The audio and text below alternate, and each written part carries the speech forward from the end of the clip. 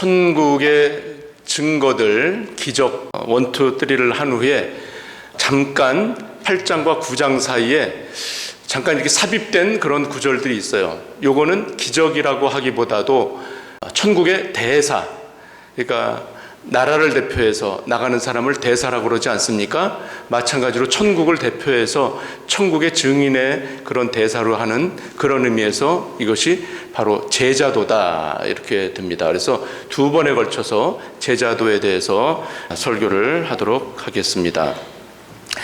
프랑스의 한 유명한 철학자 중에 한 사람은 인생을 B와 D 사이에 있는 C다 이렇게 얘기를 한 바가 있습니다. B와 D 사이가 뭐냐? birth 그리고 D는 death, 즉 인생이란 태어남과 죽음 사이에 있는 C, choice, 선택이다. 그러니까 사람은 태어나서부터 죽을 때까지 계속 선택을 하면서 살아간다 이런 뜻이죠. 그래서 저희들의 인생은 보면 학교를 선택하고 그리고 직장을 선택하고 또 배우자를 선택을 하고 그리고 또 쇼핑을 가서도 이것을 살까 저것을 살까 선택을 하고 심지어는 오늘 저녁은 무엇을 먹을까 뭘 먹을까 우리 안수집사님 오늘 기도하셨잖아요.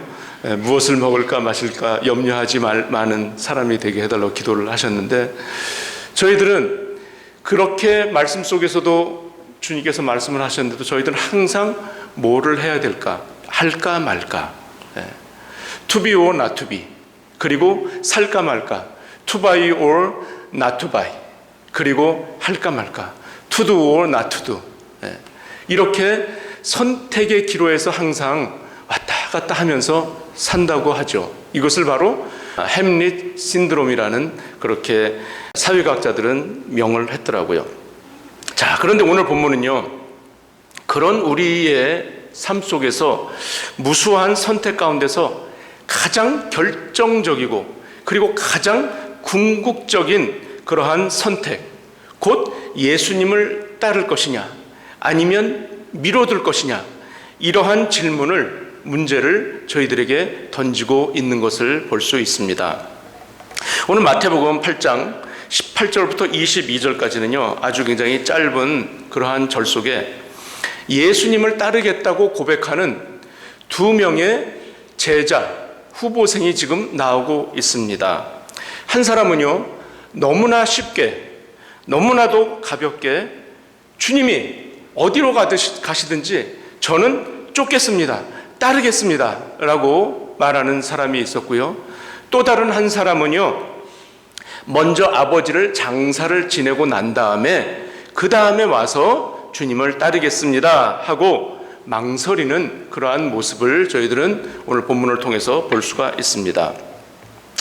이 2 제자 후보생의 사건을 통해서 예수님께서 오늘 저희들에게 원하시는 선택지가 어디이고 또 오늘 이 말씀이 시사하는 바가 무엇인지 한번 잘 깨달으시고 또 결단하시는 은혜의 시간이 시간 되시기를 축원드립니다. 우리는 앞서서 마태복음 8장 전반부를 통해서 3가지의 기적에 대해서 저희들이 말씀을 나누었습니다. 첫 번째 1절부터 4절에서는 가장 고치기 어려운 아예 고칠 수 있는 방법이 없는 사람의 힘으로는 고치는 수 있는 방법이 지금까지 없는 그러한 나병 환자, 뭉둥병 환자에 대한 치유 사건. 예수님이 내가 원하노니 깨끗함을 받아라 라고 말씀을 하시는 이 치유 사역이 나왔었고요. 2번째 5절에서 13절까지는 백부장의 믿음을 보시고 주님께서 칭찬하셨어요. 본인 자신의 일도 아닌 하인의 병을 낫기를 간구해서 주님께서 말씀만으로도 제 하인의 병을 고칠 수 있습니다 하는 이 백부장의 믿음의 고백을 들으시고 치유해 주셨던 사건. 그리고 3번째는 베드로 장모의 그 열병을 치유해 주셨던 사건. 3가지의 기적을 볼 수가 있습니다. 이 3가지의 기적은요 다 천국에 대한 모습을 증거하고 있어요. 즉 예수님께서는 누구십니까? 천국의 주인 되시는 분이에요.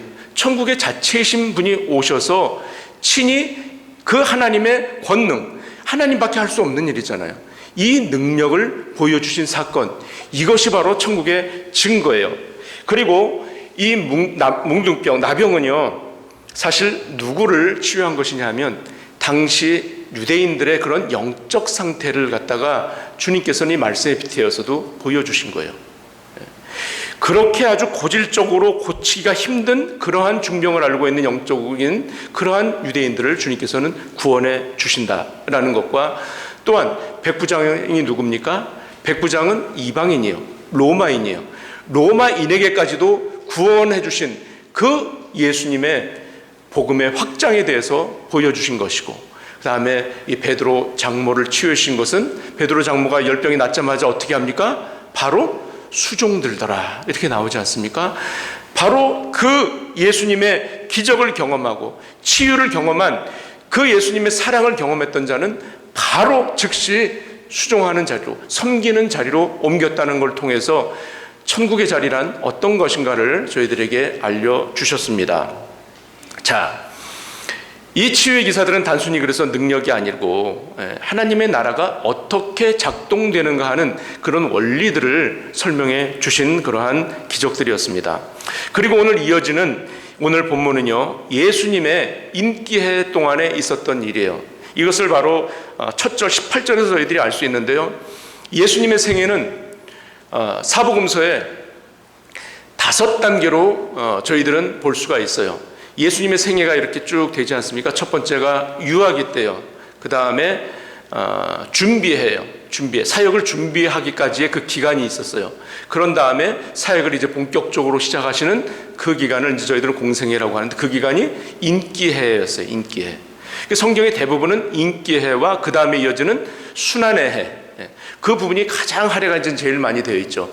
그런 다음에 무엇이 됩니까? 부활 이후의 예수님의 행적에 대해서 기술하고 있는 것이 바로 사복음서예요. 그런데 오늘 본문은 예수님이 인기해라는 것을 저희들이 알 수가 있어요. 어떻게 알 수 있습니까? 예수께서 무리들에게 어떻게 되어 있대요? 애워싸움을 당했어요. 왜 애워쌌을까요?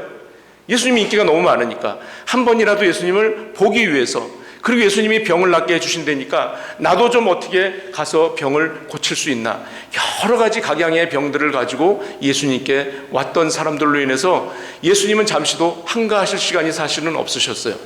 그런데 그때에도 주님께서는 이제 그 무리들을 이제 벗어나서 또 이제 다른 마을로 가기 위해서 저편으로 건너가기를 명하셨어요.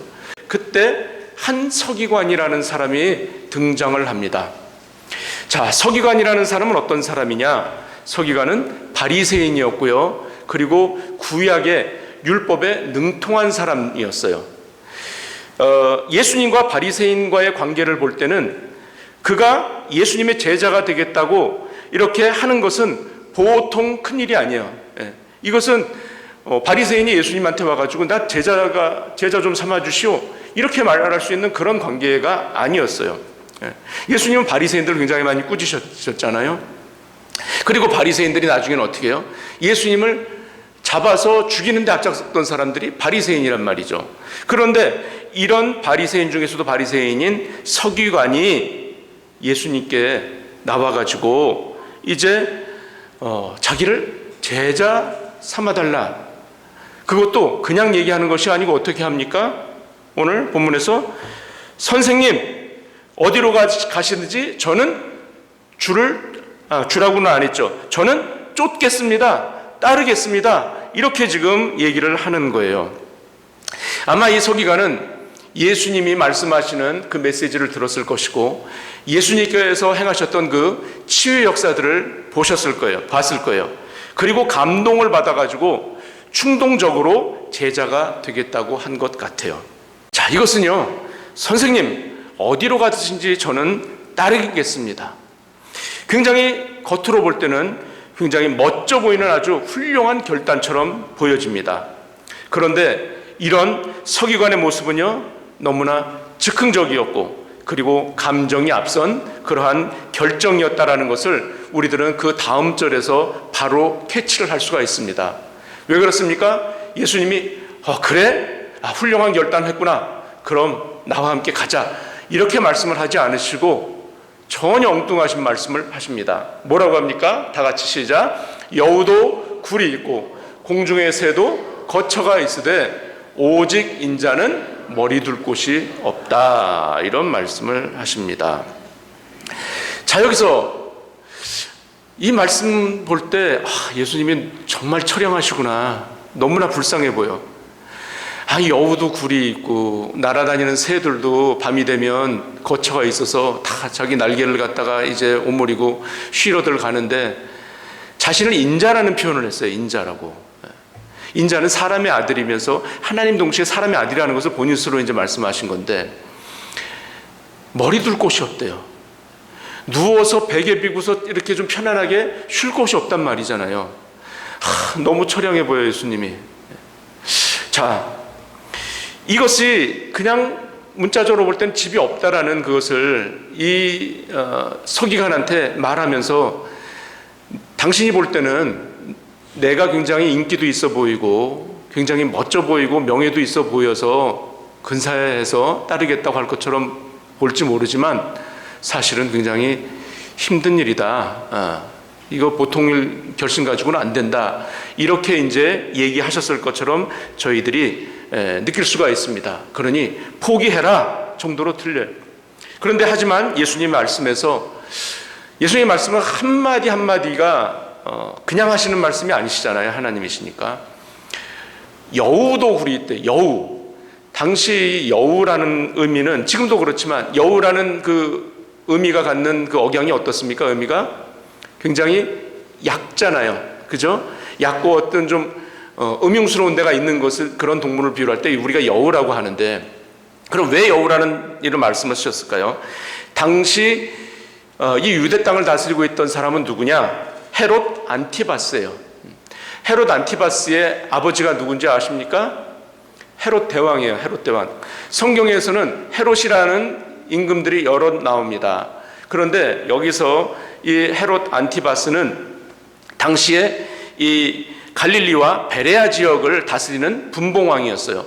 분봉왕이라는 것은 그 로마 황제로부터 위임을 받은 거예요. 여기를 넌 다스려라 이렇게. 그래서 자기가 임금은 아니지만 그 명령을 받고서 다스리는 사람이었어요. 헤롯의 아버지인 헤롯 대왕은 어떤 사람이었습니까? 어디에 등장하죠? 예수님이 탄생할 당시에 그 베들레헴 인근에 태어났던 남아들, 2살이하의 남아들을 갖다가 죽이는 엄청나게 잔인한 그런 인물이 바로 헤롯 대왕이에요. 이 헤롯 안티바스의 아버지가 바로 헤롯 대왕이에요. 그런데 이 아들도 그 아버지하고 똑같아가지고 얼마나 잔인한지 몰라요. 아주 음흉했고 이 사람이 어떤 일을 벌입니까? 누구를 잡아가둡니까? 거기에? 세례 요한을 갖다가 감옥에 집어넣지 않습니까? 그리고 세례 요한의 목을 베가지고 쟁반에다가 받쳐가지고 나오게 한 사람이 바로 헤롯 안티바스예요. 자, 이 헤롯 안티바스가 가르쳐서 주님은 여우라고 한 사실이 있습니다. 누가복음 13장에 보면은 헤롯을 가르쳐서 여우다 이렇게 얘기한 적이 있으세요. 왜 이렇게 비유를 하셨을까요? 어떤 출세를 위해서는 무엇이든지 못할 것이 없는 그렇게 출세지향적인 사람을 가르치는, 그러니까 그런 지위에 있으니까 얼마나 그 삶이 안락하고 부유했겠습니까? 그것을 나타내는 거예요. 그리고 공중에서는 어떤 의미일까요? 당시 공중에서라고 한다면 새 중에서는 무엇이죠? 독수리잖아요. 로마를 상징했던 그 로마의 깃발, 엠블럼에 상징하는 그 그림이 바로 독수리예요. 독수리. 즉 공중에서는 독수리를 가르친다라고 볼 수도 있어요. 뭡니까? 바로 로마 제국의 그런 권위와 권세를 나타내는 거예요. 즉 네가 서기관이 나를 따르는 데 있어서는 이처럼 여우나 공중의 새처럼 어떤 세상의 부귀영화라든지 권세와 권력, 그러한 것을 취할 수 있는 그런 길이 아니다라는 것을 지금 말씀으로 해서 또 비유해서 말씀을 하신다고도 볼 수가 있는 것입니다. 그걸 상기시켜주고 있는 거예요. 그리고 또 한 가지가 있습니다. 서기관이 예수님을 뭐라고 불렀습니까? 뭐라고 불렀습니까? 네, 선생님이라고 불렀어요. 선생이라고 불렀어요. 선생님이라고 부르는 호칭에서 알 수 있듯이 이 서기관은 예수님을 그냥 가르치는 선생 정도로만 인식을 했던 거예요. 자, 오늘 그 다음에 나오는 다른 한 사람 제자는 뭐라고 불렀습니까? 예수님을 뭐라고 불렀습니까? 그렇죠, 주여. 21장 21절에서는 그 제자는 주여라고 불렀어요. 그러니까 예수님을 따르는 사람들, 또 제자들은 주님 또는 주여라고 불렀는데, 이 서기관은 선생 정도로만 생각을 했어요. 성경에서 예수님을 성경으로 부른 제자가 또 한 사람 나옵니다. 누가 그랬을까요? 예수님이 12제자 중에 어떤 한 사람이 그랬어요. 누가 그랬죠? 가룟 유다가 예수님을 주여라고 부른 적이 없어요. 가룟 유다는 그저 자기가 가르침을 받고 어떤 좋은 거, 그래서 자기한테 좀 이롭게 하기 위해서 쫓아다녔던 그런 사람이에요. 그러니까 선생이라고 불렀던 거죠. 이 서기관도 마찬가지예요. 어쩌면 이 사람은 배움에 능해, 그래서 더 많은 것을 좀 학문적인 그런 열정으로 예수님을 좀 알기를 원했을 수도 있어요. 그러나 이 예수님을 주여, 주님이라고 하는 것과는 완전히 차원이 다른 것이죠. 우리가 예수님을 주여라고 부를 때는 어떤 의미들이 포함이 되어 있습니까? 주님이라고 할 때는 나의 생명까지도 쥐고 계신 분이라는 게 주인이잖아요. 주인이 하라고 그러면 해야 되는 게 바로 뭐예요? 종의 자세 아니에요. 그래서 이 제자도의 출발은 바로 언어 사용, 호칭에서부터 틀려지는 거예요. 우리가 예수님을 나의 주님, 큐리오스, 주인님, 이거예요. 주인님. 여기서부터 출발을 해야 되는 게 바로 제자의 첫 걸음이에요. 이 고백이 저와 여러분들의 삶 속에서 늘 항상 있으시기를 간절히 축원드립니다. 주인이라는 것은요, 이 만물을 창조하시고 온 우주 만물을 다스리시는 분이 주인이에요. 그 분을 우리가 누구로 섬기는 거예요? 바로 나의 주인으로 섬긴다라는 거. 이건 보통 대단한 일이 아니죠. 그러니까 내가 주인을 누구로 삼느냐에서부터 우리의 생이 바뀌기 시작하는 거예요. 우리의 가치관이 바뀌기 시작하고, 우리의 언어 체계가 바뀌고, 우리의 사고와 인식의 체계가 바뀌기 시작하는 게 바로 주인을, 즉 예수 그리스도를 주인으로 삼으면서부터 시작이 된다라는 거예요. 놀라운 축복이 아닐 수가 없습니다. 여러분들의 삶을 한번 뒤돌아보시기 바랍니다. 내가 예수 그리스도를 몰랐을 때 나의 삶을, 또 믿고 난 후의 삶을 한번 비교를 해보세요. 어떻습니까? 예수 안 믿을 때 내가 훨씬 더 잘 나갔는데, 세상적으로 잘 나갔을 수도 있죠. 훨씬 더 잘 나갔을 수도 있었을 거예요. 그러나 여러분들의 마음을 한번 보세요. 마음이 어떻을 때가 더 편했는지 그것만 봐도 우리는 이미 변화가 된 거예요. 자, 그러면서 이제 21절에 제자 중에 또 한 사람이 등장을 합니다. 등장을 하면서 뭐라고 합니까? 주여, 나로 먼저 가서 내 부친을 장사하게 허락하옵소서. 자, 주여라는 호칭을 사용했어요. 앞전에 있었던 서기관보다는 훨씬 진지하고 경건한 그러한 모습을 갖추고 있습니다. 그러나 예수님의 대답은 오히려 더 냉철하고 오히려 더 단호합니다. 뭐라고요? 뭐라고 합니까? 예수님이 죽은 자들로 저희 죽은 자를 장사하게 하고, 알 것도 같고 모를 것도 같고, 이거 정말 아리까리한 그런 성경 구절이에요. 이거를 뭐라고 하느냐? 성경학자들은 성경 난제라고 그래요. 성경 난제. 성경에서는 이해할 수 없는, 쉽게 이해가 되지 않는 그런 내용들이 들어있죠. 성경 난제요. 아니, 예수님은 지금 부친을 장사하게 하고 오겠다는데 허락을 안 해주는 거예요. 허락을 안 해주고 너는 나를 좇으라, 이 말씀을 하시는 거예요. 마치 예수님이 비윤리적이고 불효를 강조하는 그런 분 같이 지금 보이잖아요. 그러나 당시 유대 전통 장례 문화를 저희들이 한번 이해해 볼 필요가 있습니다. 이 말씀을 하셨을 때 이 말씀을 이해하지 못하는 사람은 당시 주변에 있었던 사람이 아무도 없었을 거예요. 자, 유대 장례에는요, 2번에 걸쳐서 장례를 치릅니다. 한 번 장례를 치르는 것도 힘든데 2번씩이나 장례를 치른다고? 그런데요, 유대인의 장례는요, 저희 한국 장례 문화나 또 미국 장례 문화처럼 그렇게 힘이 들지는 않아요, 사실. 유대인에서는 사람이 죽으면 24시간 안에 빨리 처리를 해야 돼요. 그 지역은 굉장히 무덥잖아요. 무덥기 때문에 밖에 있으면 금방 파리가 꼬이고 썩는 냄새가 진동을 하고 또 그 들짐승들이 와서 시체를 해할 수가 있기 때문에 이것을 빨리 세마포로 감싸고 냄새가 나지 않게 황금과 유황과 모략 같은 그런 방부제를 갖다가 첨가를 해서 세마포로 둘둘 말아서, 그래서 여행객들 중에도 간혹 이렇게 가다가 죽게 되는 경우에는 당시 이렇게 어떤 그 돌 벽 같은 그런 데다가, 그러니까 벽이라는 거는 자연적인 데죠. 흙을 갖다가 파내고 굴을 파가지고 집어넣는 거예요. 그렇게 해서. 그래서 24시간 안에 장례를 먼저 치르게 됩니다. 그리고 안식일을 넘기질 않아요. 안식일이 이제 곧 돼요. 이제 해가 넘어갈 때. 그러면 그 밤에라도 빨리 해서 처리하는 것이 이 유대인의 장례 풍습이에요. 그런데 2번 한다고 그러지 않았습니까?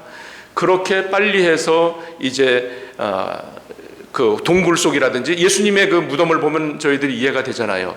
예수님의 무덤이 어떻게 생겼다고요? 큰 바위를 갖다가 뚫어가지고 그 바위 뚫은 데다가 예수님을 안치하고 큰 바위돌을 갖다가 굴려서 입구를 막았다고 하지 않습니까?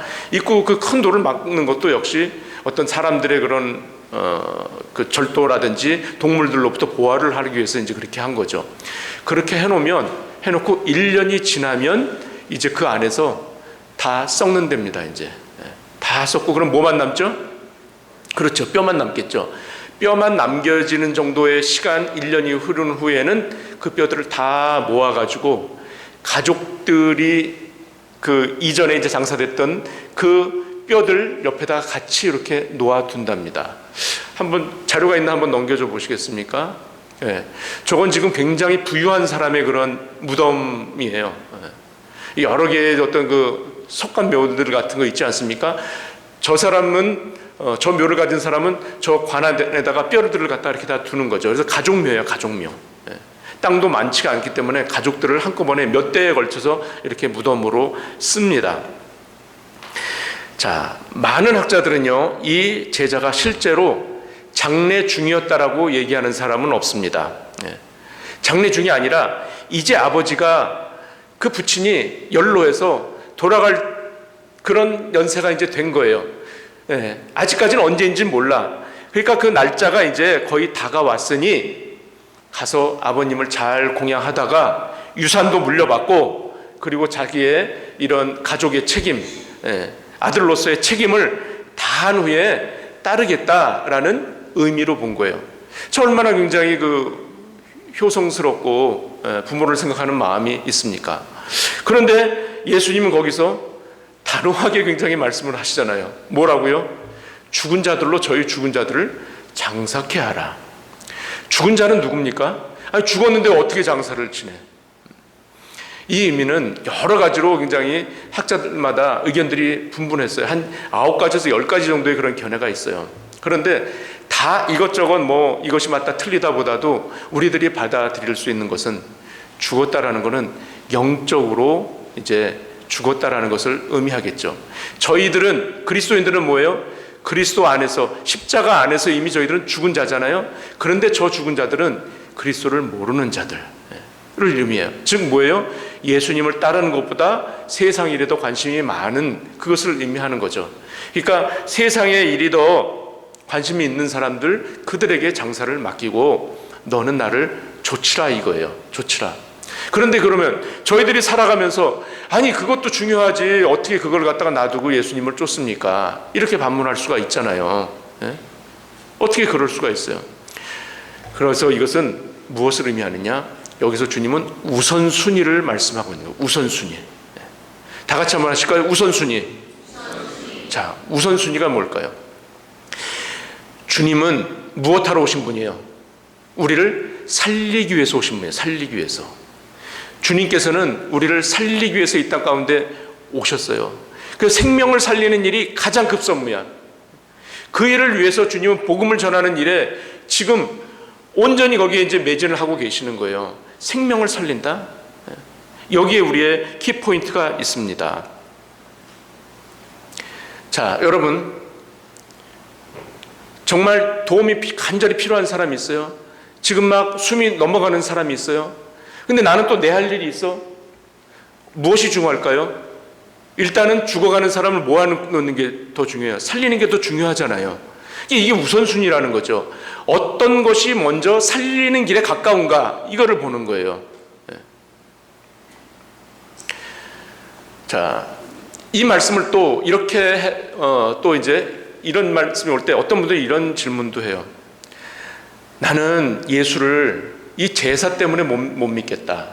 그리고 예전에 그런 얘기 많이 하지 않았습니까? 옛날 어른들이 기독교는 저 서양 코쟁이들 종교야, 쌍놈의 종교야, 저들은 에미아비도 몰라, 뭐 이런 얘기 많이 했었잖아요. 그런데 우리 기독교만큼 부모에게 효를 강조하는 종교가 있습니까? 아니, 10계명에서 5계명에 뭐가 나와 있습니까? 내 부모를 공경하라. 아예 그냥 박아놨어요. 내 부모를 공경하라. 이렇게 말하는 데가 어디 있어요? 부모를 공경하는 것이, 그러니까 1계명부터 4계명까지는 하나님과 우리와의 관계잖아요. 나와 신과의 관계예요. 그리고 5계명부터 10계명까지는 무슨 관계예요? 우리 인간의 관계예요. 수평관계를 얘기를 하고 있어요. 이 수평관계 중에서 가장 첫 번째로 강조한 것이 바로 뭐예요? 부모를 공경하라는 거예요. 부모를 공경하라. 언제 예수님이 부모 공경하지 말라고 그랬어요? 그러니까 여기서 말씀하시는 거는 바로 우선순위예요. 그래서 무슨 제사를 나는 꼭 지내야 되기 때문에, 내가 맏아들이기 때문에, 나는 부모를 섬겨야 하기 때문에 이런저런 핑계로 예수 믿는 거를 보류하시는 분들이 있어요. 나는 죽을 때 가서 다 저기 하고 나중에 믿어도 돼. 이런 분들이 있어요. 자, 그러면서 또 이런 경우도 있습니다. 어떤 교회에 가면 이제 그 교회 훌륭하신 분이 소천을 하셨어요. 소천을 하시고 나서 그 교회에서 그분을 기리기 위해서 그분을 추모하는 예배를 드리는 그런 교회가 제가 미국 와서 봤어요. 그래서 추모 예배라고 붙여요. 그래서 제가 깜짝 놀랐어. 맞는 것 같기도 하고 아닌 것 같기도 하고요. 그리고 장례식에 가면 장례 예배라고 안 하고 뭐라고 그럽니까? 저희들은 아주 좋은 말, 멋진 말 쓰잖아요. 천국 환송 예배, 그 말을 쓰죠. 그러니까 이 용어에 대해서 굉장히 민감하신 분들은 이것도 이제 얘기를 하시는데요.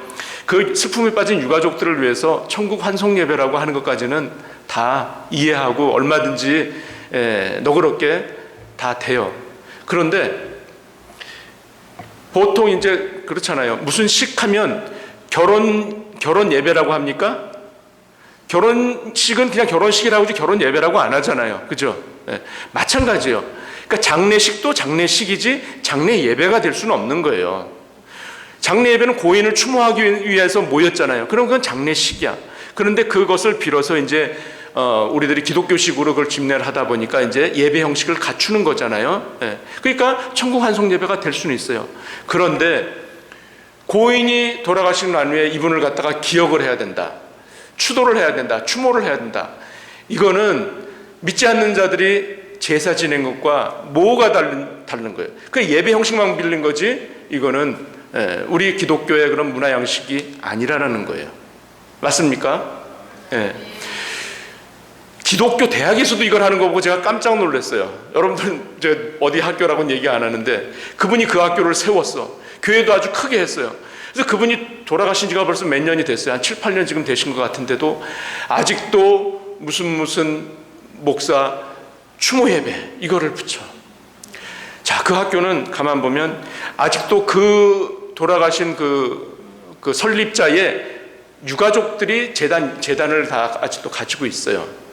그러니까 그것에 이제 잘 또 보여야 되고 그러니까 또 그럴 수도 있어. 근데 그것은 사실 옳은 것은 아니죠. 만약 할 것 같으면 그냥 추모식 하면 되는 거예요. 추모식. 그것이 기억을 하면서 하나님께 영광을, 하나님께 예배드린다? 그건 아니란 말이죠. 그러니까 저희들이 이것을 굉장히 바로 알아야 되는 거예요. 만약에 그것을 주님께서 강조하시고 그것을 원했다면 지금도 우리는 뭐가 있어야 될까요? 아브라함을 위한 추도식이 있어야 될 거예요. 아브라함이 죽은 날짜가 성경에 나와야 되는 거예요. 모세가 죽은 날도 나와야 될 거예요. 다윗이 죽은 날도 나와야 될 거예요. 그러니까 기독교가 얼마나 이 자유스럽고 얼마나 정말 우리를 자유케 하는 그런 종교인지 몰라요. 그런 것에 매이지 않는다라는 거죠. 그리고 교회 내에서는요, 항상 어떤 최고를 지향하는 것이 교회가 아니에요. 최고를 지향하는 것이 아니에요. 무언가를 할 때 이렇게 하는 것이 최고의 방법이야. 다들 머리가 좋고 다들 자기의 방법들이 있잖아요. 그래서 이걸 최고야 이렇게 하자. 교회는 그렇지가 않습니다. 누구 한 사람의 어떤 아이디어가 최고일 수는 있어요. 그래서 그러나 교회는 따르는 것이 아니에요. 뭐를 해야 되는 거예요? 교회는 최고가 아니어도 괜찮아요. 모든 사람들이 다 이해가 되고 생명을 살릴 수 있는 것으로 하는 게 바로 교회가 하는 거예요. 그래서 교회는요, 최고도 아니고 최선도 아니고 차선도 괜찮아. 차선도 어떤 성도의 한 사람의 마음을, 누구의 마음을 다치게 한다? 그러면 삼선도 괜찮은 것이 교회예요, 바로. 맞습니까? 그래서 교회는요, 최선이 아니고 무엇 하는데? 생명을 살리는데, 생명을 살리는 것이 바로 최고가 돼야 되고 최선이 될 줄로 믿습니다. 바로 주님은 이것 때문에 오신 거예요. 주님께서 오신 최고의 목적이 뭐예요?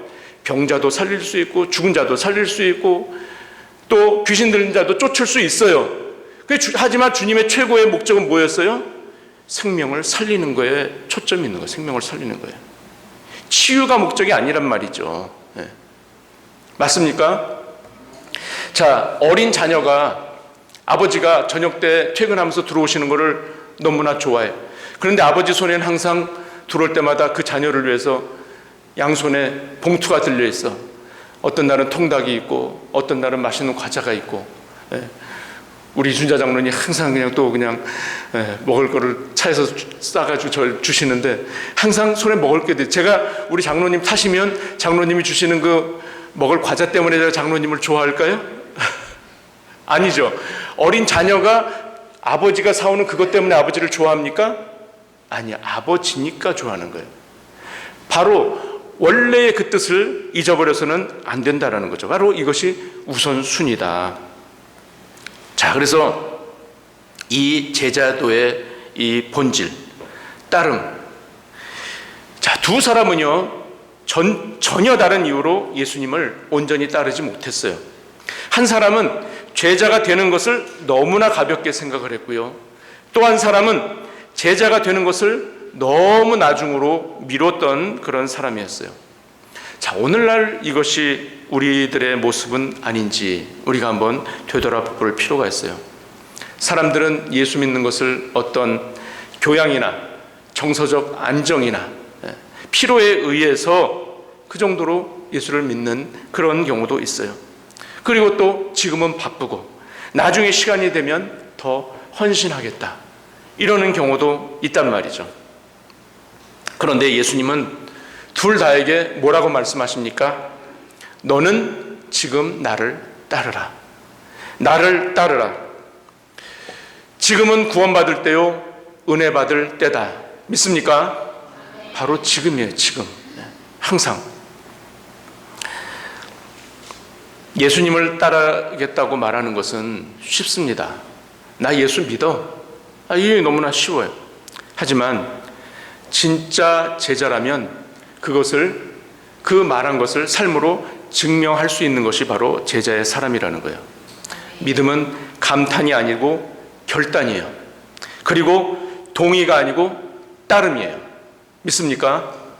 저는 우리 평강교회를 보면서 너무나 참 우리 평강교회는 하나님이 참 사랑하시고 그리고 가능성이 무한한 포텐셜을 가지고 있는 교회다라는 것을 제가 보았어요. 음악회를 하면서 3회 음악회를 하면서 여러분들이 하나가 되고 합심이 돼서 참 숫자가 많지는 않지만 열과 성의를 다해서 그 주님의 일, 그것이 우리들이 내미는 손길, 주님의 손길, 시선을 주님께 였잖아요.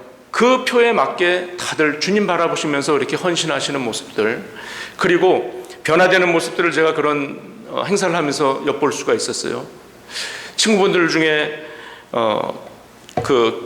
캐톨릭을 믿고 있는 친구분들을 있는데 그분들을 설득을 해서 교회로 인도하셔가지고 음악회에 참석하게 하시고, 성당 나가는 사람들이 교회 옵니까? 안 와요. 온다는 거 사실 기적 같은 일이에요.